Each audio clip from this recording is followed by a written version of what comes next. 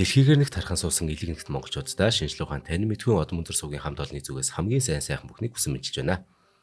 Адренер нэвтрүүлгийг эхлүүлэхээр хөтлөгч Гансүг болон хөтлөгч Зандаа миний бие бэлэн болоод байна. Энэ удаагийн нэвтрүүлгийг эрүүл хүнсээр дэлхийг дайлан урайтай хуршхан брэнд мөн Apex Capital үнэт цаасны компани ивэнтэтгэж байна. За тэгэхээр та Адренер нэвтрүүлгийг NTV телевизээр мөн Од Мөндөр радио 83.3 болон 107 гэсэн хост төлгөөнөөр хүлээн аваарай. За өдөр минь ганушаа. За өдөр минь хүргье. За хэдүүлээ энэ удаагийн дугаар дээр нэгэн гайхалтай эрхмийн бас нэгэн сайхан амьдралыг таньж мэдхэн. За тэгээд өнөөдрийн дугаарыг бол хэдүүлээ гоё юм төсөөлж гоё яг тэр үйл явдлыг нэгэндээ зургалж одоо сонсвол айгүй их гоё тодорхой харагдах байх. За 2002 он гэдэг маань одоогоос нэг 20 гаруй жилийн өмнө шүү дээ. 2002 оны зуны ихэнх сард гэж байгаа. Дорнод аймгийн нөгөө төв Чавалсан хот шүү дээ. Чавалсан хотын одоо аймгийн номын сан гэх юм уу те. Аймгийн номын сангийнх нь хурд ингээд Дорнод аймгийнх нь ер нь тэр хаяараа цугларсан байгаа байхгүй.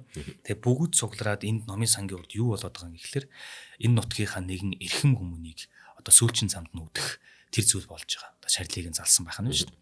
Тэгээ ингээд байж хахад ер нь ёслолын буудлага гэдэг зүйл байна л да. Ёслолын буудлагыг бол миний хайж олж мэдснээр бол тэр болгон ингээд дуртай буудулчдгүй. Энэ бол одоо төрийнхэн хууль журманд байдаг зүйл. Тэгсэн чинь Дорнод аймгийн засаг дарга нь тухайн үеийнхэн хууль журмаас давсан буюу одоо хууль журмаас зөрчөөд яг энэ хүнийг одоо хөдөлгөх энэ үйл дээр нь те ёслолын бодлого буудулсан. Ерөнхийлөгчийг өнгөрөхөд 21 удаа гэж хэлээ. Ерөнхий сайдыг өнгөрөхөд 19 удаа буудуулах ёстой гэж хуулийн дээр байд юм байна. Бусдаар одоо ямар төрийн шагналтын дээр яаж буудуулт мэдэхгүй л те. Тэгсэн чинь энд болохоор ийм үйл явдал болж байгаа. Аймгийн засаг дарга нь тийм их хүндэтгэл үзүүлж байгааз бүр хуйлаад авч гин гэж шүү дээ те. За тэгээд Дорнод аймгийнхан тэр хаяараа цугулдсан те. Тэр хаяараа энэ хүнийг үдчих гэж байгаа. Тэгээ энэ хүний насаараа ажилласан одоо нэг галт тэрэгний одоо өтөөнд нь те зориулаад одоо галт тэрэгний энэ одоо хамт олонны нэг байсан учраас те тусгайлан юм галт тэрэг гаргаад тэгээд тэр галт тэрэгэн дээр шарилыг нь залаад тэгээд нөгөө нэг ойр дотны ах дүүс хамаатан садан эргэн тойрныхон найз нөхөд бүгд тэр галт тэрэгэнд нь суугаад Чав болсон хотоос 90 цаг буюу одоо Монгол улсын хилээс ганцхан километрийн зайд байрладаг энэ бойтхон өртөөрөө зөөлхөн ингээл нэг одоо хоттой явахгүй те зөөлхөн түк хөдөлж байгаа байхгүй. Тэгээд мэдээж тэр галт тэрэгэнд сууж явж байгаа хүмүүс бол бүгдээрээ энэ хүмүүний одоо сүлжин самт нь үдээд хэцүүхэн гонигтай те ингээд л явж байгаа.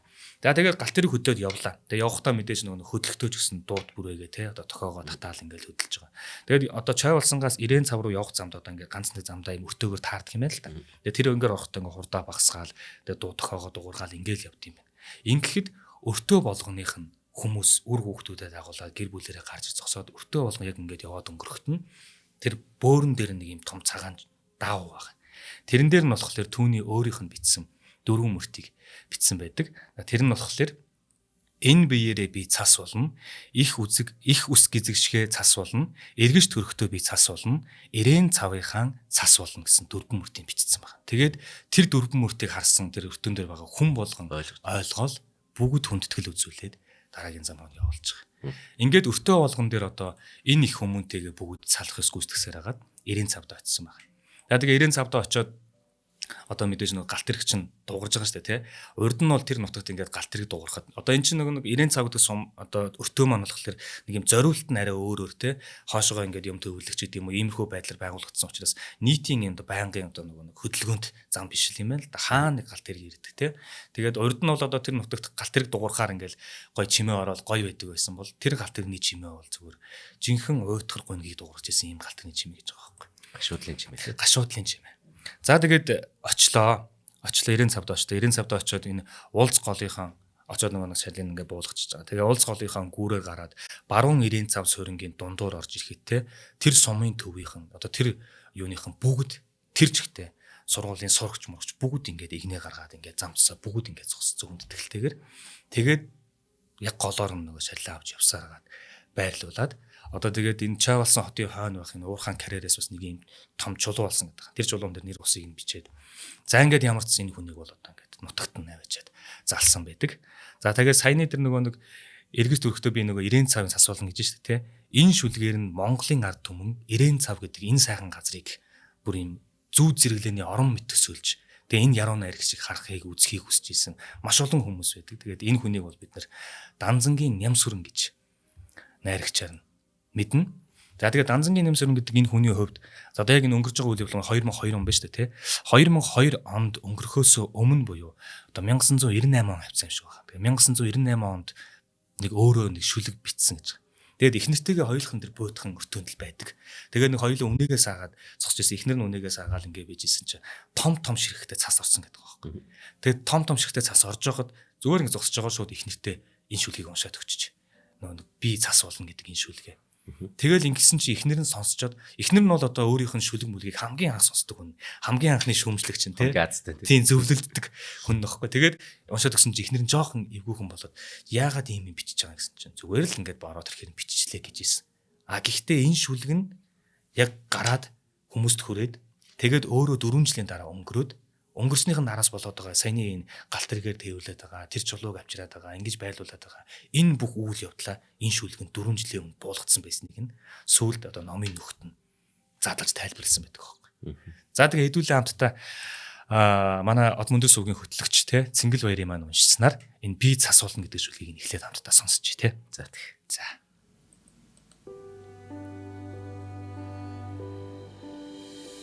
Данзангийн ням сүрэн би цас болно. Буй биеэрээ би цас болно. Бүрхсэн их цас болно.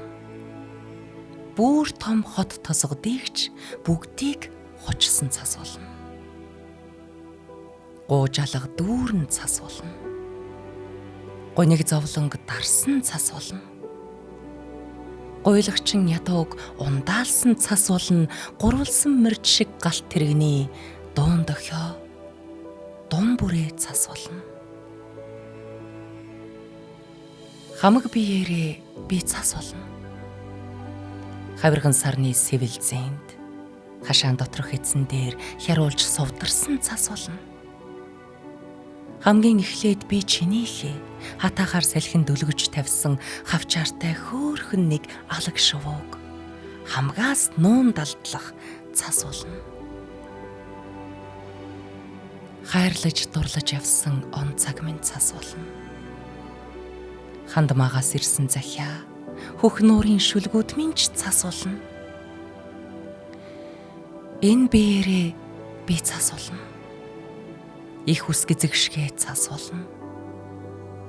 Эргэж төрхтөө би цас болно. Ирээн цавынхаа л цас болно. Эцэст нь чамдаа гიშгүүлж дагтаршсаар энгэрийн бэлд тавьсан эрдний 3 чулууны эрхэн цагаан судалж шингэн. Тэргүүний минь үс тэр цагт үсэг болж Тэнгэрийн орноо бэлэг олон одно. Цагийн жамаар гизэг минь аясхан бодорч цагаан шүхэрт ном болно. За тэгээд энэ шүлгэн дээр болохоор өөрөө мэдээж нөгөө нэг өөрийнх нь бичлэлт хэм маяг. Энэ болохоор бүр Монголын энэ уран зохиолын түүхэнд болон дэлхийн уран зохиолын түүхэнд давтагдчихгүй гайхалтай шүлгүүдийг бидэнд үлдээсэн юм байна л да. Тэгээд тухайн цаг үедээ болохоор нэг тийм бас сүртэй юм үнэлэгдэж нэтэрээ гарч ирдэг. Одоо тэгээ нөгөө нэг одоо жишээл ном хэвлүүлэх те нийтэд дийлуулах гэдэг ажлууд ч бас ховорхон л байсан баг. Гэхдээ яг уран зохиолын салбарын те энэ бичдэг ярьдаг энэ Монголын уран зохиолын хүмүүс бол бүгд мэддэг. Энэ хүнийг бүр ингээд хүндэтгдэг. Одоо жишээлбэл бүгд энэ гадаад руу яваад те Горкийн сургуулийг төгсөөд ингээд дипломтой болоод ингээд нөгөө нэг мундаг гэдэг нь батлагдаад ингээд явдаг байсан бол энэ хүн шал ондоогор. Бүр тэр жигтэй зүгээр л тэр хөдөөдөө. Тэгээд найс нөхд нь номынхон нөхд нь чи Улаанбаатарт ирээч. Чи эсвэл энэ хоошоо ус ингээд сургуульд яваад цохиолчны сургуульд яваад ингэж тэгэж гэдэг. Тэгээл идэг байсан юмнээс үгүйгээл байгаад идэг гэсэн. Гэхдээ тэд нар бүгд өнгөрснийх нь ард яваагүй болсон юм биш үү? Энэ хүн чинь нөгөө сургууль мэдлэгээр энэ уран зохиол одоо шүлэг бичдэг те утга зохиол гэдэг юмыг хийдэг биш юм байна шүү дээ. Энэ чи ерөөсө сэтгэлээсээ гүнээсээ тэр мэдрхүүгээсээ хийдэг зүйл юм байна. Зүгээр нэг юм заагаад сургацсан ном бичгээр зохиолч болчдгүй юм гэдэг баталж байгаа хүн юм байна шүү дээ гэсэн. За тэгээд нөгөө түрүүний ярьжсанаар яг нөгөө нэг 4 жилийн өмнө бичсэн шүлэг нь өөрийнх нь оршуулган дээр яг юм бэлээ олцсон юм шиг зөгөнцсөн юм шиг байсан гэдэг байгаа. Ямар ч таа ингэхлээр одоо манайхын дэлгэсний гол шүлгийг нь харж байгаа бол энд ингэж байгаа юм. Одоо буй биеэрээ би цас болно, бүрхсэн их цас болно те. Бүр том хот тосгодыгч бүгдийг нь хочсон цас болно. Би цас болно те. Гэхдээ ингэн. Урд нь бас нөгөө би өвс болно гэдэг. Өвсийг би өвсөн дээр гიშгэн. Тэгээд дараа нь өвс намайг мал идэж өвс над дээр ургана. Над дээр ургана ч гэдэг. Яг ингээд бүр байгалыг ингэж мэдэрдэг. Тэгээ энэ шүлгэн дунд нь болохоор гурвалсан моржиг галт тэрэгний дуун дохой дун бүрээ цас болно гэж байгаа. 4 жилийн өмнө өнгөрөхдөө тэр галт тэрэг ингэж намайг авч өгнө гэдгийг мэдэрсэн юм шиг. Хамаг биеэрээ би цас болно. Хавирхан сарны сэрвэлзээнд хашаан доторх хитсэн дээр хяруулж сударсан цас болно. Яг тэр нөгөө нэг хиц өөрийг ингээ явж байхад тэр айлын гадаа байх хиц мэдтэй. Тэрэн дээр тогтсон байгаа тэр хувцсыг бүрхэх цас мас яг энэ болгоныг өөрчлөөд битсэн байдаг. За тэгээд тэр дундаа бас эцэст нь чамдаа гიშгүүлж дагтарчсаар ингэрийн бэлд тавьсан эрдэнийн гурвалжин чулууны эрхэн цагаан судалж шингэн гэд тэр нөгөө яг нөгөө үйл явдлуудыг ингээд оруулаад битсэн байсан юм байна. Тийм ээ. Тэр нөгөө олдсон нөгөө уурхайн чулуу гэдэг байгаа тийм гурвалжин чулуу. Тэгээ энэ дээр эрхэн цагаан судалж шингэнэ гэд тэр нь ингээд өөрөх нь нэрийг хийлхийг хэлж штэ. Тийм ээ тийм. За энэ хүний шүлгүүдийг уншаал нэг шүлэг уншаал шууд ингээд юм бодогдоол ингээд юмар бүр маш тийм гүн шүлгүүдтэй. За хоёулаа хамтран ажлыг танилцуулчаад түүний яг амьдралыг нь ярьж эхлэе тэхөө. За маань нэвтрүүлгийн ивент тэтгэгчээр эрүүл хүнсээр дэлхийг дайлнуурайтай хушган брэнд маахыг ивент тэтгэж байна. За хушган брэнд бол үүсгэн байгуулагдсан цагаас хойш 10 гаруй жил хуш модны самрын чүмэг тэгээ одоо бүр илүү гоё юм бас байгаа. Тэгээ энэ бүтээгдэхүүнийг үйлдвэрийн 20 шат дамжлагаар боловсруулан үйлдвэрлээд дотоодын болон гадны хэрэглэгчд хүргэдэг тийм үндэсний үйлдвэрлэгч компани. Гадны гэдэг нь их гоё. Яг л эрүүл хүнсээр дэлхийг дайлна гэдэг ийм гоё том амбицтай урайтай шүү дээ. За тэгэхээр 2 дугаар сард хушны самрын тосоо гаргасан ба. Хушны самрын тос гэхээр яг ингэн гэсэн үг. Тэр бид нар одоо чүмэг гэж ярьдаг та хушны самрынхаа тэр чүмгийг ингээд шахна. Энэ халааж малах шаардлагагүй зүгээр хүүтнэр нь шууд шахаал тэнцээс нь тос гарна да. Тэрийг шууд л ер нь шууд хэрэглээ нөгөө те хэрэгжилж байгаа гэсэн үг. Тэгэхээр энд яг ич хэдүүд нь юу байгаа гэхээр нэгдүгээрт энэ тос бол бидний мэддэг оливын тос ч юм уу те ургамлын тосноос бүр хамаагүй өндөр найрлагатай ашигтай юу. Одоо омега 3 6 9 тосны хүчил, витамин Е, манга, магний, зис, цайр гэдэг хүний эрүүл мэндэд нэр шаардлагатай эрдэс бодис амин дэмээр дүүрнэ. Гэтэ яагаад ийм мундаг байгаа нэ бусад ер нь тосноос бусад ер нь ийм өөр оронд ургадаг хуш модны самраас Монголын хуш модны самар яагаад бүгднгээс нь илүү гэж урган судлаачд яриад байгаа.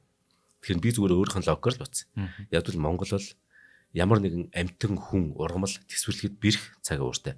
Ийм бэрх цаг уурыг Чарльз Дарвины онлоор бол энэ амьд үлдэхийн төлөө тэмцэл байнга явагдана гэсэн үг. Амьд үлдэхийн төлөө тэмцэл те энэ хасах 40-50 градус үүдэнд 100-ы нэмэх 30-40 хэмээн дуу те. Тэгээд ийм хуурай урамсгалт. Ингээд эн чинь амьд үлдэхийн тулд маш их төсвөр төвчээ шаардлагатай болно. Одоо хүнээр бол эн чинь өстой маш мундаг тамирчин болж байгаа юм. Тамирчин хүний тэр бие бэлдэр ямар байдаг вэ? Тэрнтэй л яг адилхан. Тэгэхээр Монголын маань энэ амьтан ургамал те энэ нүүдэлчин соёл маань ч гэсэн их юу шүү дээ. Мундаг шүү дээ. Тэгэхээр Монголын энэ хуш модны самар бол ичээдээ. Тэгэхээр энэгээр гаргаж авсан тос яах вэ гэхээр та бүхэн магцах шаардлагатай биш шүү. Хоолнд хийх биш те. Хоолнд хийх биш те. Ингээд ногоо салаад те хутгадаг да. Тэгтээ хуш модны самраа тэр тосоо хутгачих. Өстой гачин гоё өрмөц гоё амттай болд юм бил. Бид нар чинь мэддэг нөгөө байцаалаа ингээд салаа чинь нөгөө самрын амттай болохоор ямар гоё юм бэ те. За тэгэхээр энэ хушган брэндийн энэ 100% органик хушны самрын тосоо та өдөрт нэг удаа өглөөдөө нэг цайны албаар ууж ивэл та 200 наслах юм байна. За ингээд хаагур заргаж яхаар Сансар супермаркет, E-Mart, Carrefour, Номин супермаркет, E-Mart, Хамбургдээ, Наран супермаркет, Efes, Hano, JS25 CU гэд ер нь мэддэг бүх дэлгүүрчин зарж байгаа төө. За ингээд хушган цэг юм ч юм уу эсвэл Facebook дээр хушган брэнд гэдээ ороорой холбогд утсан 7717 3399 7717 3399. За баярлалаа. За тэгээ нөгөө өөр дүрдний дугаарууд төр хэлж ирсэн одоо нөгөө төдөвганч бай одоо ер нь манай энэ уран зохиол бичдэг шүлэг ном бичдэг хүмүүс маань намтар их багтай байдаг тий. Гэхдээ тэр бүх намтрууд нь өөрийнх нь уран бүтээл дотор байж идэг. Энэ л маш агав. Тэгэхээр тэр хүний таньж мэдээ гэвэл ерөөсөө л уран бүтээлийг нь л ухах. Хэдэн онд яаж бичижсэн тэр үед одоо өөрийнх нь сэтгэхүй гэдэг юм амьдрал ах нь ямар байсан бэ гэдэг ингээл хөөгөл уран бүтээлээс нь түүнийг олж авах юм байл. Түүнтэй адилхан Данзангийн Нямсүрэн гэдэг энэ хүний энэ агуу хүний шүү бүр. Энэ хүний одоо намтар нь айгүй баг. Миний олсноор болохоор ерөн зүгээр Данзангийн Нямсүрэн гэж энэ хүн болохоор Данзан гэдэг хүний хүү болж те 1947 он Даргангийн хээр талд энэ нүүдэлчин айл төрсөн гэдэг. Тэгээд Данзан гэдэг хүн маань өөрөө болохоор бас хийдэд суудаг байсан. Номтой эрдэмтэй ийм хүн байж. За тэгээд хүү болохоор ер нь бол одоо нөгөө өөрөө цаашаа ингээд сургууль мургуулда сураа явсан. Гэхдээ өөрөө нэг юм төрсний гэрчилгээ гэдэг өөрөө шүлэг бичсэн юм. Тэгээд тэр шүлгэн дээр болохоор энийг одоо яаж мэдсэн гэхээр сайн ир тоороо бандын нуугдж явсан сайрын чулуу гэдэг саран хонхорт сайртай хөлтөө хүү болж би мэдлсэн гэдэг ингэж үлэгдсэн байгаа байхгүй нэг гурван мөртөлжүүлэг те. Эндээс нь ямар ч тэр нутагт төрсэн ийм хүн юм байна гэдгийг нь ерөөхдөө олж мэдээд байгаа байхгүй. За түүний аав данз нь болохоор Даргангийн хийлд сууж исэн лам хүн. Тийм бай. Сайр үлдгэдэг Сүхбаатарын ах гэлт. Зөв. Тэгээ Нямсрын төрлөх Дарганг одоо сумынхаа бага сургуулийг төгсөөд 1-4 дугаар ангид төгсөөд тэгээ Эрдэнэ цагаан суманд дунд сургуульд очсон юм байна.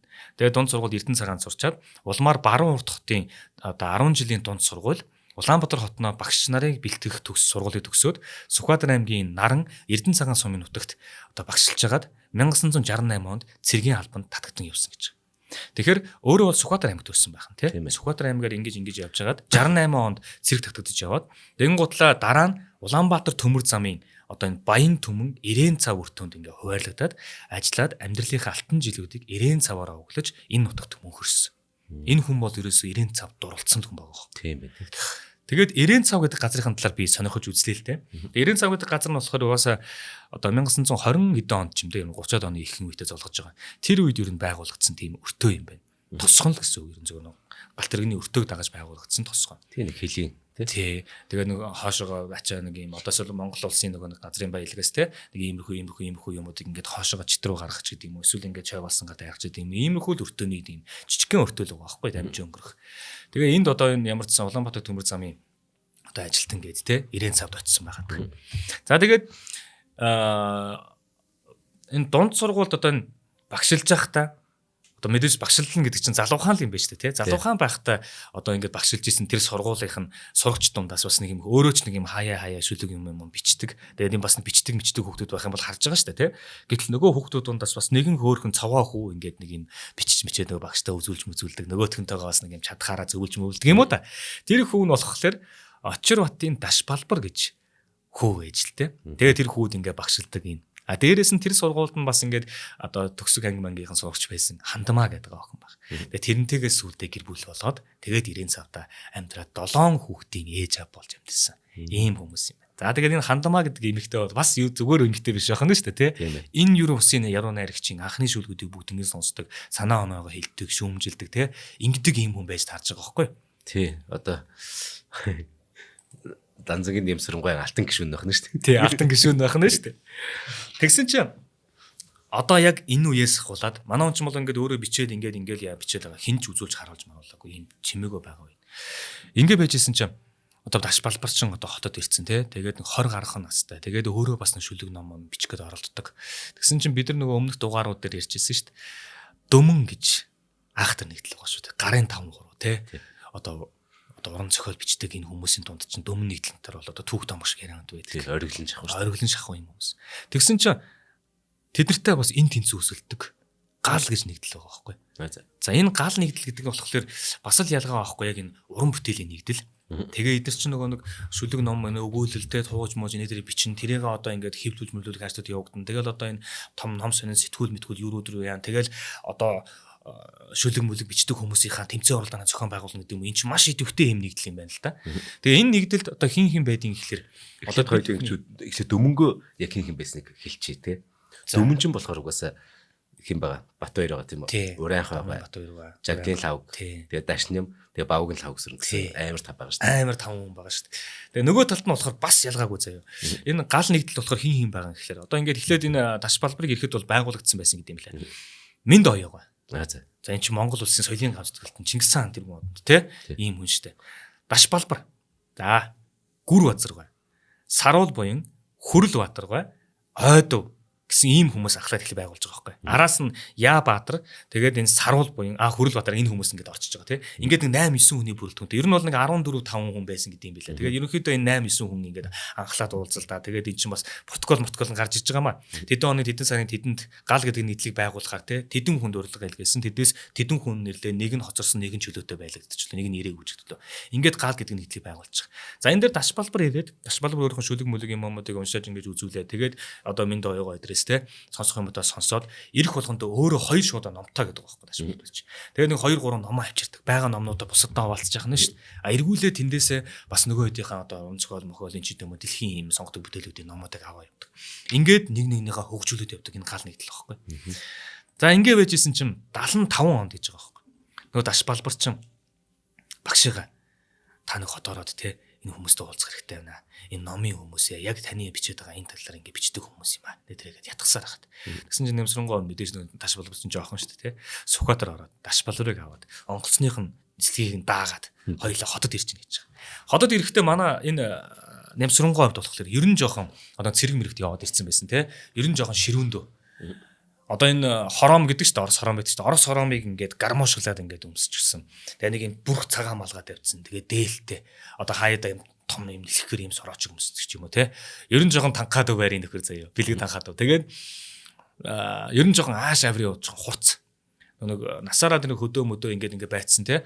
Хот мотод ирэхлээр нөгөө хотын хүмүүсийн хоорондоо ингээд өдөөс хөгштийгөө хүндлэхгүй ч байдаг юм уу те. Ийм юм байгаа байдлыг харах юм бол ер нь дугаа өнгөрөхгүй гэж байгаа байхгүй. Ер нь ливгүйхэн байчихна. Тэгин гол тэр хүнийг шүү дээ те. Одоо энэ хүн амьтантай муудалцахгүй тул тэр аврыг нь сэрээчихгүй тулд одоо даш балбарын хувьд болохоор яг ингээд дагуулж ингээд гардаж авч явж байгаад минд оёогоо түлээлгэж өгдөг. За минд оёогоо тэр хамтдаа байж ингэж байж байгаад эргүүлээд минд оёогоо даш балбар түлээлгэж өгдөг. Хүлээлцдэг. Ер нь нэг иймэрхүү. Тийм байна. Гэдг нь одоо манай 3 давхарт ирнэ гэсэн үг л дээ. Инхэд 1 давхарт манай 2 давхарт минь 3 давхарт тахгүй. Гэсэн тийм харин чинь мянган барааны өөдөөс харсан дээр одоо социализм гэдэг бичгтээ арчил үед арчил гэдэг бичгтээ тэр цэнхэр дэлгэмэл 43 дугаар байр юм шүү дээ. Танай байрууд хэдэн онд ашиглалтанд орсон юм? 82 3-нд. Тийм үү. Одоо энэ болоод байгаа үйл явдал ер нь бол 75 он. За. Тий. Хожим тэрнээс хоошоо бол байнга ирж байгаа тий. Тэгээд 75 онд ирээд тэгээд энэ гал гэд нэгдэл байгаа энтэй танилцуулъя гэдэг хаваад ирсэн баг. Тэгээ нөгөө нэг яг энэ саяны хүмүүс чинь тэгээ бүгд суудсан залуухан улсад байх нь шүү дээ. Тэгээ ерөөсөө бас ингээд туршлагатай. Тэгээ Нэмсрэнгоо ирээд өөрийнхөө яг тэр одоо 90 цавда байх үеийнхэн тий хөдөө байх үеийнхэн бичсэн 4 шүлгийг уншиж өгсөн юм байна л да. Тэгээд хинээсэн ч үг гараагүй. Бүр юм өөрийн гэсэн юм өвөрмөц тий шал ондоо ертөнцтэй. Тэгээд яг илэрхийлж байгаа үгүүд нь юм хитгэн үгүүд юм шиг боловч тэрэнгээрээ бүр ингээд одоо бүр ертөнцийг өгүүлж чаддаг. Тэгэл тэр 4 шүлгийг уншаад гал нэгдлийнхэн зүгээр байх ёстой юм байна. Агаал авцсан байхгүй. Тэгээд ингээд гал нэгдлийн нэг болж байгаа. За энэ үеэс ахуулаад манай хүн бол одоо нөгөө ганцаархан бичдэг байсан бол те. Одоо нөгөө нэг шүлгийн арга барил техник гэж юу гэдэг яад ийд ингээд нэг юм дэлхийн юм амыг үзэж хардаг болж байгаа. Гэхдээ эрэхтэй бас тийм хоцрогдсон биш. Өөрөө дэлхийн сонголтуудыг бас уншдаг те. Хаанаас олж мэдсэн гэмээр тийм юмуудыг уншаад мэдсэн. Бас ийм айгүй сэрэг хүн байсан байхгүй. Тэгэл нөгөө хэдтэйгээ холбогдоол ингээд шүлэг мүлгүүдээ өгж авалцаал. Тэгээ нөгөө хэд нь за бид нар одоо те гал нэгдэл биднэрт ийм онцгой хүмүүс байна те. Эднэрийнхээ одоо тэр нөгөө тэр газар руу яв шүлгийг нь хэвлүүлээ. Энэ ном шүлгийг нь оруулъя. Энэ тэмцээнд оруулъя те. Ийм газар ингээд сонин дээр гаргая гэдэг ч юм уу. Энэ ажлуудыг хийгээ байж байгаа. Тэр цагаас ахуулаад Данзангийн Нэмсрэн бол тэр гал нэгдэл дотор ингээд бүр пак гэд өөрийнхөө байрыг эзэлж байгаа байхгүй. Тэгэл ерөөсөө бүр шүүс алдчихж байгаа шүү дээ. Юу ороод ирвэ эн чинь гэл те. Ямар амар бичдэг хүн бэ гэл. Тэгэл нөгөө хэд маань ингээд за нэг иймэрхүү байрын шүлэг бичдэг дэлхийн ийм зохиолч байдаг те. Иннээс нэг хараад үзгүй гэл ингээд нөгөөдгөө ингээд хөгжүүлээл ингээд. Тэгээд санал тавьж байгаа юм. Чи хотод хүрээд ирээ. Энд бай. Бидэртэйгээ хамт бай. Тэгээ эрэхтэй манай хүн ч бол ирээд явчихдаг юм байна л да. Ирээд ингээд бас нэг шүлэг мөлөг бичдэг хүмүүстэйгээ уулзсан, найс нөхдөйгээ уулзсан, хамаатан садныхаараа орно, номын нөхөдтэйгээ уулзсан. Орох болгондоо нөгөө шүлгүүдээ уншиж өгөөл нөгөө хэдэн зүгээр ингээл үлддэг. Тэгэл ирлээ, явлаа. Чи үлдчихээч. Чи Улаанбаатарт байчаач те. Ингээд одоо энэ тэмцээн уралдаан болоод байт юм. Энд чи ингээд одоо бичдэг хүмүүсийн тим уралдаан болж байна. Гадаад руу ийм сургууль явуулъя. Зохиолчдын ийм сургууль байдаг гин. Тэгэх юм бол чи дараа нь ийм ажилтаа болно бол. Тэгэхээр үгүй ээ. Гэл эргэл нутг руугаа буцчихдаг. Яг л нөгөө 90 цавд яваач юм байгаад байна л да. Тий. За яг энэ үйл явдлын араас манай хүний бичдэг юм нь ерөөсөө өвс, ус, бороо, салхи шувуу эмхтэй хүн болоо. Яг энүүгээр л бүгдийг ингээд үнэртэлнэ. Тэр хүмүүний ертөнцийг бүр үнэртэлнэ бичдэг л ингэсэн. Ингэж байж байгаад 77 онд эхнэр Хандмаатайг танилцсан. Гал нэгдлээс хойшоо те. Хандмаатайг танилцаа. Тэгээ гэр бүл болоо. Тэгээд яг 90 цавтаа болохоор 79 оноос хойш суурьж эхэлсэн гэдэг юм шиг байлаа. За тэгээд 79 тэрнээс өмнө суурьсан байсан. Тэгэж байж байгаа нөгөө нэг ингээд ирж буцаж ингэж яагаад за одоо яг нөгөө нэг гал нэгдэл чи ингэж байж байжсэн аа. Өөрийгөө бүр ингээд Монгол орн дээр тархалсан те. Бүр зарлсан. Одоо ингээд Монголын энэ одоо утга зохио тэр үед чинь бол нөгөө телевиз мэлүүдийн тэр ховор учраас энэ уран бүтээлчдийн маань шүлэг бичдэг хүмүүсийн маань шүлгүүд их гардаг. Тэгсэн чинь яг Монгол орн даяар энэ 90 цав гэдэг нутгийг те гайхуулсан бүр хинч мэддггүйс 90 цав гэдгийг. Бүр ингээд үлгэр домгийн газар юм шиг тойрсон бүтээл нь болохоор 4 цаг байхгүй. 1979 оны. Тэгэд энэ шүлгийг зөвхөн 90 цав биш те. Тэр үеийн одоо бүх хүн мэддэг болоод тэгээ бүр сүүлдээ энэ уран зохиол хичээл бүх юмд сууршаад одоо энэ ихний 4 мөртийг уншихад л манай монголчууд тэр жааг мэдх юм. Энэ болохоор бороо ганц нэг тусах сайхан, борог өвс новсон байх нь сайхан гэд эхэлдэг энэ шүлэг багхгүй. Тэгээд энэ хүний хувьд болохоор ерөөсөө л байгальтай ярьдаг. Хотод ерөөсөө байдгүй.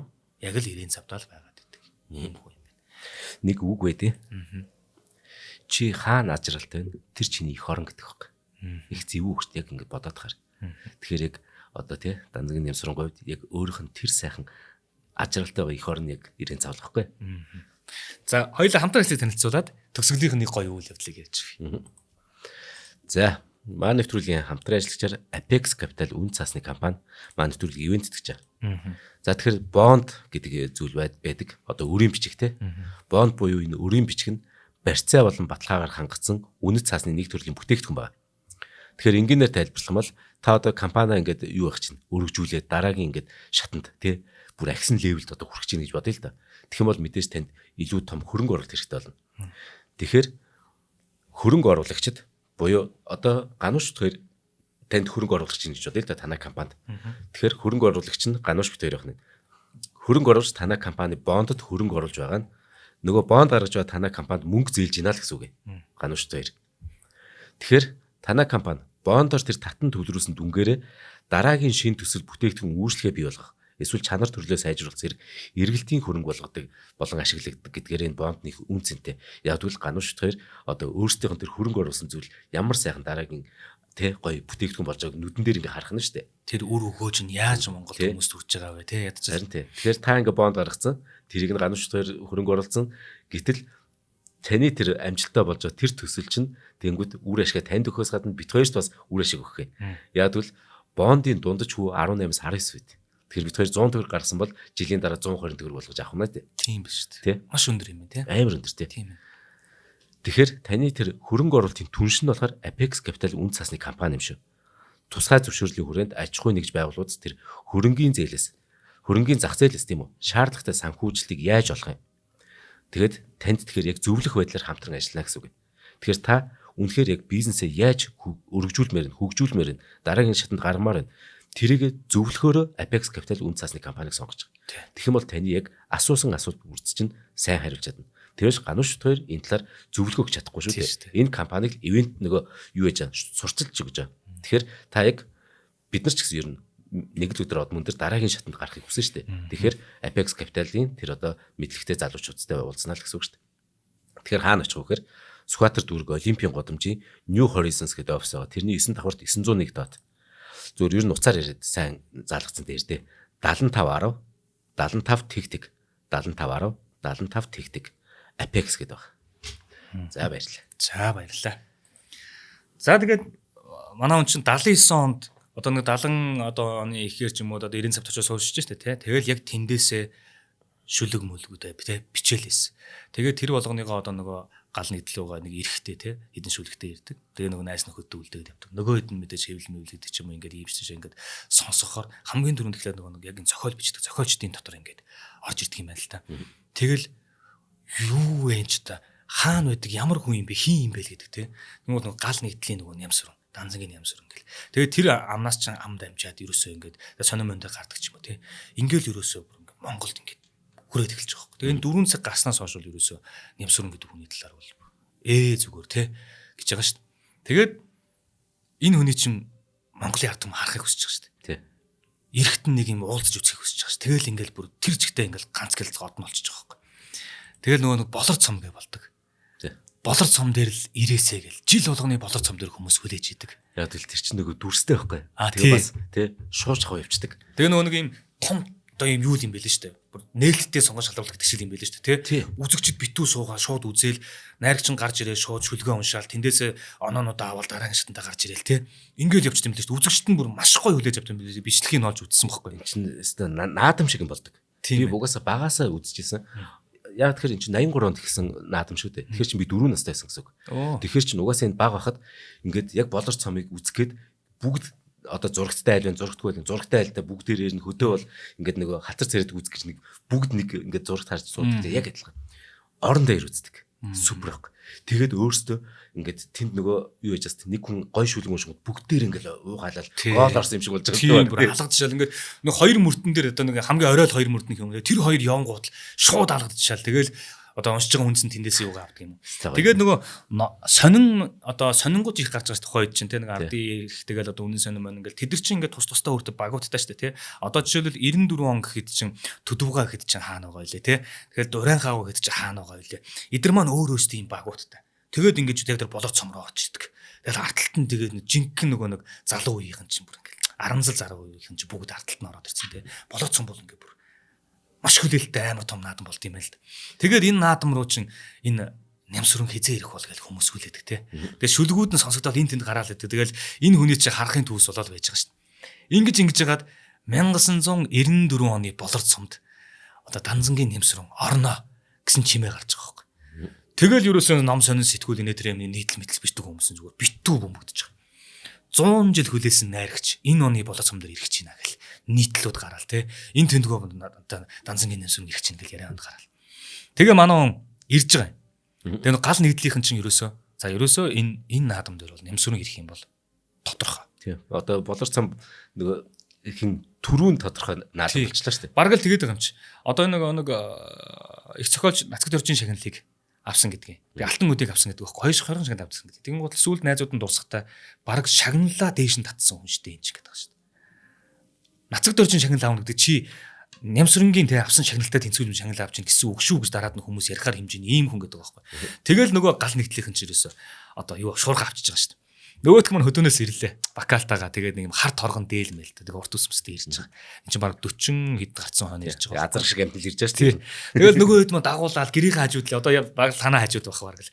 Минь дооёгоо чинь гэрийн хажуудлаа өсчин рүү оруулаад ус эзгийг яздуулаад ингээл. За ерөөсөө л нямсрын ирж байгаа гэдгийг сонсоод мэдээж бусад найрагч нар бүгд имэж байгаа. Тэгээд энэ наадмын дүр бол нямсрын гэдгийг бол зүгээр эхлээс өмнө хүмүүс баг мэдчихсэн байгаа байхгүй. Ийм хэмжээний одоо бичдэг хүн байж л те. Тэгээ өс чинь хааш орсныг мэдлээ. Манай ээж чинь нөгөө тэр өсчин гоо сайхныг мастер нэс. Тийм үү. Тэр 5 дэлгэмэл буюу өргөө кино театрын урталт парадокс гэж байсан. Тэр чинь гоо сайхны 24 дүр салон байсан. Тийшээ л очино мэдээч. Тийм ээ. Тэгэхээр минь дооёгоо дагуулж гэрийн хажууд өсчин рүү авч орсон марсан гэж бичсэн байгаа байхгүй дурсамжиндаа. За ингээд яг тэр сүр дүүлэнтэй 1994 оны болор цом эхэлж байгаа. За би зүгээр тэн дээр гоё л болох гэж зүгээр оролцож байгаа хүмүүсийн турд заяа. Ганц л одоо оролцсон байх нь ш нэмсрэнгөө. Тэгээд газрын жинхэнэ шилдэгүүд цуглаж байгаа. Энэ 94 оны болор цомын зүгээр одоо зүүн гар талаас нь зөв босч байгаа хүмүүсийг хэлэхэд байна шүү дээ, тэ. Мөнх цэцэг, дорж болон, цоодлын хулан, ган очир, арлааны эрдэнэ очир гэдэг хамгийн дойлантай энэ хүмүүс оролцож байгаа. За тэгээд цоодлогоо өөрөө цоодлогоо, бавуугийн логсрон гэдэг энэ хоёр хүн чинь зүүн жигүүрийг манлайлаа босцсон. Тунцгийн Бадарчгаа, иш дулмаагаа очирхуугоноор ингээд дагуур буюу араас нь ингэж босч байгаа. Араас нь даш балбар, дорж болон, чимэд дорж, гүр базар, төр бат. Эдгээр 80-аад оныхон тий эрэлсэн тонгор шиг араас нь хэрэгяа гэнэ ингээ босч ирж байгаа. За тэгээд арлааны эрдэнэ очир, бавууд орж, цоодлын хулан, ичин хорлоо, мөнх цэцэг нар өрөө мортийнх нь хөлн чанга гэж байгаа байхгүй. Ингээд араас нь ийм залууч оролцсон. Тэгснэ Дорндын 90 цагаас Данзангийн нямсрын найрагч хаа нэг өдрийн од шиг Улаанбаатарт ирэхдээ яг энэ дэр оролцсон гэж ирсэн. Мөнхөөгийн бэлэг сайхан гэж говь алтан хөдөөхөр бас ингээд нэг юм тэнд говь алтаас ирж ирсэн байна. За ингээд газрын мундгууч уулцсан. Жамианы болд эрдэн шагдрын уянг тэргүүтээ 90-ад оны ихэнх үеийн найрагчд тайснаа халамцуухан гарч үзэгдэл. За энэ наадам бол бүр ингээд бүр юугмэр ч юм дээ те. Яг энэ болор цомын бүр оргил үзэж байгаа үзэгчид болон тэр наадмыг одоо үздэг шимтдэг тэр хүмүүс бол бүгд энэ наадмыг бүр од мөндрийн чуулган бас те нэг оддын чуулган бас. Оддын чуулган гэсэн. За тэгэл хар торгон дээлтэй нэмсрэнгийн хувьд нэгдүгээр даваан дээрээ гарч ирэл. Тэгээ мэдээж бүгд шүлгүүд уншиж байгаа. Тэгсэн чинь зүгээр энэ дээр уншигдсан шүлгүүдээс ихэд бид нар зүгээр хамгийн сайн мэдгэх юм бол 94 оны яг энэ болор цом дээр уншигдсан шүлэг. Одоо энэ цоодлын улангийн ганцхан ээжтэй унших шүлэг гэж байгаа. Намрын уулнаа бугын урамтыг сонсороо намааг ухаажрыг үзэх гэж ижимэн тавд наслаарай. Энэ шүлгийг тэнд одоо жоох охин гарч уншиж байгаа юм шүү дээ. Нөгөө талаас Данзангийн нэмсрэн орж иж байгаа юм шүү. Тэгээ нэгдүгээр одоо энэ даваандаа гэх юм уу да би цас болно уншсан байгаа байхгүй. Яг түрүүний нөгөө би цас болно. Тэгэл мэдээж дараагийн шатанд бол хангалттай гаргаж байна. Буй биерэн би цас болно. Бүргсэн их цас болно. Бүр том хотосгдогч бүгдийг хоцсон цас болно. Гоо жалгад өөрөн цас болно. Гониг зовлонг дарсан цас болно. Гуйлагчин ядуу хүм даасан цас болно. Гурвсан морчи гал төрийнэ. Дуун дохоо дум бүрээ цас болно. эцэст нь чамдаан гიშгүүл тагтарсаар эрдний гурвалжин чулууны энгэрийн цагаан судал шингэн тэргүүний минь ус тэр цагт үсэг болж тэнгэрийн орнод бичиг болон очин цагийн асаар үсэм асхан бутарч цагаан шүхэрт ном болно. Тэгээ нөгөө нэг анх яг энэ 75 онд гал нэгдэл дээр ирэхдээ дөрвөн шүлгээ уншихтаа дөрвөл ингэ харж уншиж байсан юм байна л да. Тэгээд эхнэр нь ч хэлж илээ. Юу нойр тотойг хэлж илээ. Шүлгээ харж уншдаг. Тэгээд хоёрдугаар шатанд орох боллоо гэсэн чи урд оройн хинийдэ ч юм байханод. Тэгээ нөгөө нэг өврийн төвтөр гэдэг шүү дээ, тэ. Өврийн төвтөрөд хэднийд орхисон. Харлаа. Тэгээ бараг л би цас уулныгаа бараг нөгөө нэг цээжрээ ч юм уу бараг мэдчихсэн нөгөө урд нь цацагдсан байсан болохоор олоод ч юм уншсан баг. Тэгээ хоёрдугаар даваанд унших байсан шүлгээ олоогүй. Тэгээ тайзан дээр гарч ирээд зүгээр ерөөсөө нэг хоёр хүн мөрт гэсэн. Хоёр хүн мөрт хилээл орцсон гэдэг юм лээ. Тэгээ нөгөө нэг тэр чин болохоор модон тэрэгний дугуй чахран чухран ирэх нь Монголын хөх тэнгэр гадаа минь ирлээ гэж хэлээд хоёрдугаар шатнд шууд тайзан дээрээс буцсан. Тэгээ мэдээж цаашаа бол мэдээж нэг шүлгүүдээ бэлдсэн байсан тэр хүмүүс л уншаал тэр оны авраганд дотож байгаа шүү дээ. Ингээ манай болорт цомд нэг хэн удаа орсон. Тэрнээс хойш бол оролцоогүй. Тэгээ нөгөө нэг анх өөрийнх нь бас нэг юм жоохон өөрөө нэг тэмцээн уралдаан их боддггүй л те. Гэхдээ нөгөө хүмүүс мэдээж тэрсэн гэж байгаа шүү дээ. Өөрөө юм бодоагүй жидэл. За энэ оных дээр те нэмсрүүн ирсэн. За нэмсрүүн бол энэ болорт цом угаас авах юм гээд. Бүгд л тэгээл ингээл хүлээлт нь маш өндөр болцсон те. Тэгээд тэр хүн чинь бас нэг тим юм дээр явахаар чинь өөрөө жоохон имэн. Тэгээд өөрөө үнэн чинь болов гэдэг юм уу тим юм бодож штэ бас те. Тэгээд тэр одоо цохилт нь өөрт нь бас айгүй хүнд тусцсан. Тэгээд дахиж ер нь болорт цом мөр бол ороогүй. Сүүл зүгээр болорт цом гэдэг үг орсон 99 онд хаа нэг шүлэг бичиж үлдээсэн байт юм бэл. Тэр нь бас нэлээд хүнд шүлэг байлаа. Тэгээд болорт цом дахиж оролцоогүй. За тэгээд 1999 онд болохоор Монголын зохиолч дэвлийн 70 жилийн ойгоор Алтан өд гэдэг шагналыг авсан байдаг. Тэгээ энэ үедээ болохоор манай хүн чинь 4 цаг бичсэн Амитаба гэдэг маш бүр ингээд оцлонгоос тасарсан хэмжээний юм шүлэг байгаа. Тийм тэгжиж тэрсэн дорны их найрагч цолооч яг тэгжиж өгч байгаа л та. Тийм энэ Амитаба гэдэг энэ шүлгийг бол ерөөсө хувь хүн бичээгүй гэж үздэг юм бэл. Одоо зохиол судлаач хүмүүс те хувь хүн бичээгүй. Энэ бол бүр ингээд ертөнцөөс тасгаад явцсан хин нэгний те бүр ингээд амьдралын утга учирыг ойлгоцсон аль хэдийн хэмжээний ойлгоцсон ийм бүр хоосон чанарт орцсон байсан баг ийм шүлгээ гэж ярьдаг. Ийм шүлгийг бүр Монголын уран зохиолд бахаа дэлхийн уран зохиолд байхгүй гэдэг юм байна. Тийм тэр болор цомын дараах дүүлгээд тэр нөгөө болор цомоо дурсаж байгаа нэг юу ба штэ. Тэр чинь өөрт нь хэцүү байсан баа штэ. Тэгээд нөгөө чахрах чухрах гэдэг үг ашигласан нэг хоёр мөртөл хилчээд буучжаа штэ. Тэрийг болор цомын дараах дүүл гэдгийг шүлгэндээ ашигладаг юм байна. Тийм яг зүгээр тэр хэсэг нэхэр ингэдэг байхгүй. Цас орсон өглөөгөр явсан тэрэгний мөр зураач цааш одсон хөсөгний чахар чухар эргэх чимээ энэ. Тэгжсэн хамгийн зөв төгсгөлийн дөрөв мөртөлээд яг энэ болор цомын дараах дүүл дээр ерөөл хараалаас ангид өөр газар юм бүхэн байгальтай багтахад бий байдаг. ертөнцийн сар үүлэн цаагуур ороход ердийн хуучин байшинда нуугдан суудгаа гэдэг. Тийм тий. Тэгээд энд яг тайлхна гэдэг юм тий. За тэгээд энэ бие цас болно, өвдгийг тхэн дэрлэлээ хонгор мэн, гигэн өглөөний шүлэг, шөнийн симфон гэдэг. Энэ шөнийн симфон гих мэтчлэн ингээд маш олон шүлгүүд гаргасан хэдэн хичнээн олон шүлэг байгаа шүү дээ тий. Тэрнээс гадна хаврын урсгал гэдэг 1984 онд одоо мэдээж нэг гал нийтлийн хамт олон тий. Энэ найзынхаа номыг ингээд гаргамаар байна гэсээр гад 84 онд ном гаргасан юм байна. Тэгэл ингээд хот руу нэг иржээл шүлгүүд авчиж өгчөөл тэгэл яваад өгдөг. Ирлээ явлаа ерөөсөө. Хотод ерөөсөө байдаг. Тэгээ хотод ирэхдээ хамгийн гол нь бүх нөгөө нэг хамаатан садан нутгийнхаа хүн те номын нөхөр бүгднгээр нь орж уулздаг. Бүгдэнд нь нөгөө нэг бичиж ирсэн шүлгүүдээ уншиж өгчөөл тэгээ сайхан уулзчаал яваад өгнө. За 91 онд сэтгэлийн байгаль 2002 онд бас ингээд сүүлд алагхан талаасаа гэдэг номыг найз нөхдөд бас ингээд хэвлүүлье гэсээр хагаад хэвлүүлж л те. Тэгээ энэ 2001 оны одоо сүүлчэр гэдэг баха хотод ирчээд тэгээд найз нөхдөний энэ алагхан талаас гэдэг номыг хэвлүүлмээр байна гэд. Тэгээд хэвлүүлсэн баг. Тэгээд нөгөө номыг хэвлүүлэн гэдэг ч одоо ингээд борлуулалтаа харддаг ч юм уу те нэг тиймэрхүү юм байдаг бол энэ хүн ерөөсөө тэгээгүй юм байна. Тэгээд манай тэр одоо бас энэ хэвлэлийн компани хамт олон чи ерөөсөө ойрхон байдаг. Ахыхаа номыг хэвлэж өгөө гэдэг. Энд чи ямар ч тийм мөнгө төгрөх гэх юм аа бодоогүй. Бүх найз нөхдөд ингэж явсаар байна. Тэгээд нөгөө номуудаа хитгэн хувь хэвлүүлж аваад тэгээд нөгөө номоо бариад зөөл явчих. Нөгөө нэг нутгийнхаа дүү дээр нутгийнхаа одоо чимэд цээгаач нутгийнхаа дүү байхгүй. Нутгийнхаа дүү хүртэл хотод байгаа минь дооёгоо загч ийсэн байгаа байхгүй. Манай дүү очиж байгаа шүү тэрийг харж хандж байгаа гэл. Тэгэл одоо ингээл одоо нутаг орныхаа бүх ах дүү ордог хотод ирээд. Тэгээд тэн дээр ерөөсөө ирлээ явлаа. Тэгээд ах нь дахиж ирэхгүй баха гэж хэлээд номынхоо нөхдөр тэр дүүнрээрээ юм бичдэг дүүнрээрээ бүгднгээр нь ороод номуудаа өөрөө гар үсгээ зураг ном ирлээ хувлаа гэдгийг бичиж өгөөд бүгдэнд нь өгчөөд тэг нутаг руу явсан. Дараа оныхоо эхэнд буюу одоо зуны ихэнх сард буюу хаврын одоо сүүлч сард юм да тий 2002 онд өөрөө одоо яг ингээд бурхны орондоо очсон байт юм лээ. Тэгээд энэ хүн дээр одоо мэдээж тэр хот руу ерөөсөө ирээгүй.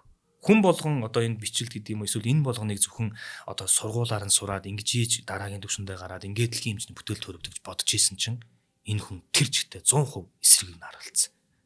Чи байгаль дундаа ерөөсөө байгальтай л ярьдаг. Тэгээ их нэртэйгээ хүүхдүүдтэйгээ байдаг. Их нэртэй маш их хайртай. Тэгээд их нэртэй шүлгүүдээ уншиж өгнө. Тэгээд өөрийнх нь илэрхийлж болохоор тэр шувуу. Угаасаа 90 цавд байгаа зүйл нь шувуу байх юм шин. Өвс. Тэгээ одоо юу гэдэг чинь жижигхэн ялаа тий. Зүгээр тэр өвсөндөө сууж байгаа ялааг өөрөө шүлгээ бичихтэй маш их гүн төвлөрд юм байна л да. Тэгээд өвсийг баг ингээд нөгөө нэг өөрөө бөөгийн дуудлага шиг дуудаж бичдэг гэдэг байгаа байхгүй.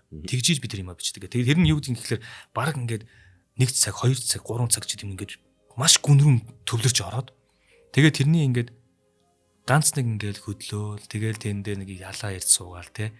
Энэ бүлнийг бүр ингээд маш гүнээр мэдрээд тэгээд тэндээс ахуулж ингэж бичиж эхэлдэг юм байна л да. Тэрийг нь гэр бүл нь зөвшөөрсөн. Хүүхдүүд нь аавыг шүлэг бичиж эхлэх юм бол бүгд аав шүлгээ бичиж байгаа. Ингээд бүгд чимээгүй байдаг. Эхнэрэнцэн те энэ зүйлийг нь маш их хүндэлдэг. Тэгээ манай хүн маш гүнээр маш ингэж сууж ингэж өрөөндөө ороод бичдэг. Тэгээд энэ зүгээр тэр хаа байсан 90 цав те тэр хөдөө нутагт байгаа хүн Монголын уран зохиолд ингээд бүр зүгээр Монголын уран зохиолын ориглон болтол маш их шүлгүүдийг ингэж бичиж үлдээсэн юм байна л да. Тэгээ одоо урт өнгөрснөөс нь хойш 20 гаруй жилийн турш гэрийг нь одоо хүртэл сэтгүүлж тавьчихдаг хаалгыг. Тэгэхээр энэ хүний бүтээл төөрвөл төрсэн цагаасаа тий өнгөрсөн хойшоо тэр ирээдүйн цагт яаж үлдчихэж байгаа вэ? 3 цагийн хэлхээсийг нь багтаасан 3 өндөг хараад сууж байгаа тэр одоо сургуулийнх нь тэр нутгийнх нь сургуулийнх нь үүдэнд байдаг хөшөө байт юм бэл. Тэгэл сургуулийнх нь тэр захирал нь одоо манай сургууль Нямсрунгаа нэрмжтгээд хилээд тэгээд 4 цаг гэдэг шүлгийг та нар мэдэн штэ бороо ганц нэг туслах сайхан гэл эхлэхдээ өөрөө хоолонц гэж байна. Тэгэл нэг сургуулийн хүмүүс бүгд гадаа зогссон. Бүгд тэр шүлгийг хамтдаа уншаал дуулдаг. Одоо хүртэл нутагтаа тэгж хөндлөдөг юм байна л да. Тэгээд сайхан чанарыг нэх юм бол нөгөө байгаа юм хуваалцдаг. Өөрт нь ингээд нөгөө нэг юм илүү гарах гэдэг юм өөртөө нэг юм авах. Тэгээ тийм юм сонирхол байхгүй. Нутгийнхаа зон олонтой уулзаад явж байгаа л нэг нь цамцгүй явж байгаа цамцаа шууд тайлаад өгнө. Карманд нь юу байдгийг чихэр жимс юу байдгийг таарсан хүүхдээ шууд өгнө. Бага бүх юм өгдөг. Гэр бүлэнцэн яг тийм. Тэднийд ингээд хичнээн жил гэлээд байна шүү дээ. 90 цамд амьдарч байгаа шүү дээ. Өдөр алгасгүй хүн гэдэг. Хотоос хүмүүс ирдэг, нутгийн хүмүүс ч ирдэг. Тэгээд тэр дунд ямар ч тийм аашилж хүлээж авч байгаа юм байхгүй. Байх л ёстой юм шиг. Хизээний байсан хүн шиг. Тэр зочныгоо тэгж байлгадаг. Тэгээ байгаа бүх юм өгдөг. Тэгээд нэг нутгийнхаа дүүн одоо хаан ч юм те. Эхнэр нэг гайл майлд ажилтдаг байсан юм шиг. Тэгээд нутгийнхаа дүүн нэг юм өөрсдийнх нь 90 цаваас өөр газар л та. Одоо баг Сүхбаатарын төв мөд ч юм уу. Эсвэл одоо Дорнодын төв ч юм амьдэрдэг 2 дүүн байгаа нутгийнх нь. Тэднийд Нямсрунгаа эхнэртэйгээ очиж нэг хонж. Тэгээд тэднийх дөнгөж нэлэх хүүхэд мөхөдтэй болсон байсан байгаа байхгүй. Тэгээ хончоод өглөө нь босоод ер нь жоохон сэрүүхэн байсан гинэ оройн хоноход. Тэгээ өглөө нь бос ах ихчээр босцсон. Алидийн галт хүлээд айлд бижиж өөрийнх нь ирдэг юм шиг. Айл 4-5 цаг босоод эхнэр нь галт хүлээд цай чанцсан. Хоёулаа зуухныхын өмнө ингээд юм ярилцсан сууж байна гинэ. Тэгээ нөгөө нэлэх хүүхэдтэй хоёр залууч босоод ирж байгаа. Тэгсэн чинь Нямсрунгаа эхнэртэйгээ хандмаа гэдэг ихчтэй хоёулаа. За ах ихчээр нь одоо 90 цав руугаа явнаа. Олон жил бит хоёр одоо ингээд одоо улсад ажиллаа тий. Ихчийнх нь одоо ажиллаас 2 өрөө байр өгсөн. Одоохон юм аав өнөөдрийн дотор нүү тэр 2 өрөө байранд орж байгаа. Ах ихчээр нь яах вэ? Ах ихчээр нь 90 цав руугаа явлаа. Гэт байгаа бүхнээ хуваалцаа тэр 2 хүнийг байранд оруулж явчихж байгаа байхгүй. Тэгээ бүр ингээд өгцөн. Тэгээ тэрийг нь тэр айл одоо нэг жоохон байсан охин чинь битэрд ингэж тусалж исэн гэдгийг ярьж байгаа байхгүй сүлд. Тэгээд энэ хүн чинь ингээд хүнд ингээд харагдаад ингээд нь шүү дээ тий. Хүний ингээд ямарваа нэгэн цаг таарсан тэр зүйл нь уран бүтээлд нь ч юм уу шингээд явдаг л гэж би ойлголоо л да сүултээ. Тэгээд энэ 1980 онд энэ Москвад байхдаа Даш Балбаргойн хувьд амьдтай бие биенээ хайрлагдаг шүлэг бичсэн байдаг аахгүй. Тэгээд эхнийх нь 2 мөрт нь болохоор амьдтай бие биенээ хайрдаг хүмүүсээ алив сайхан бүхнээ бусдаас бити харамлаа. Тэгэхээр баг тэндээс харсан бол таарч байгаас те. Багшаас. Тийм байна. За ингээд дорны их яруу найрагч суу бэлэгт Данзангийн Нямсүрэн гэж энэ гайхалтай хүмүүний талаар маш сайхан балиа дуусгад. За үнэхээр баярлалаа ганушаа. За За ингээд энэ удаагийн нэвтрүүлгийг эрүүл хүнсээр дэлхийд дээл нүрээтэй хушгин брэнд болон Apex Capital үн цасны компани ивэн зэтгэлээ. Нэвтрүүлгийг та NTV телевиз мөн Од Мөндөр радио 83.3 болон 107 гэсэн хост толгойноор хүлээн авал баярлалаа гамшаа. За баярлалаа.